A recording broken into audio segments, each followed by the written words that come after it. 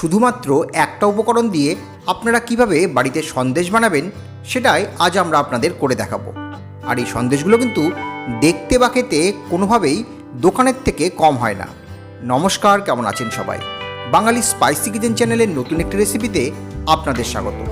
এই সন্দেশগুলো বানানোর জন্য আমরা 2.5 লিটার মতো ঘন গরুর দুধ নিয়েছি।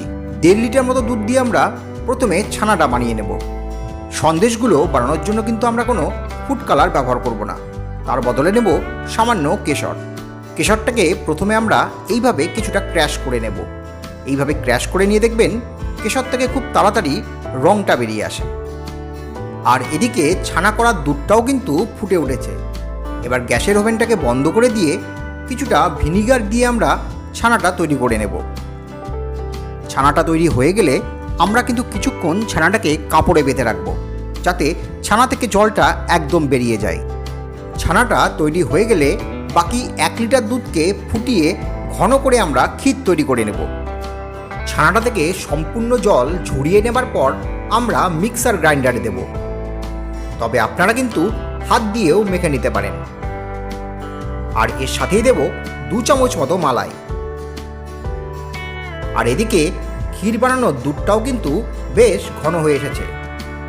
এবার দুধটার মধ্যে দেব 3 চামচ মতো চিনি। তবে আপনারা কিন্তু স্বাদ অনুযায়ী চিনিটা দেবেন। আর এর সাথেই দেব সামান্য এলাচ গুঁড়ো।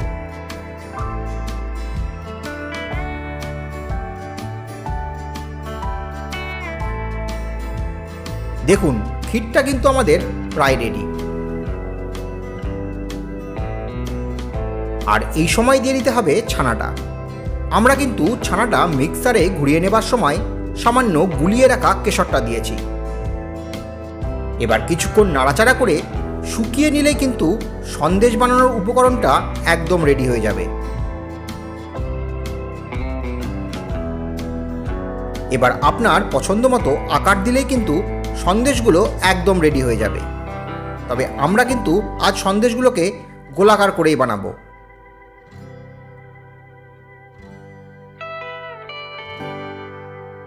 এবার সন্দেশগুলোকে ঠিক দোকানের মতো সুন্দর করার জন্য উপরে দেব কেশরটা, আর সাথেই দেব সামান্য পেস্তা।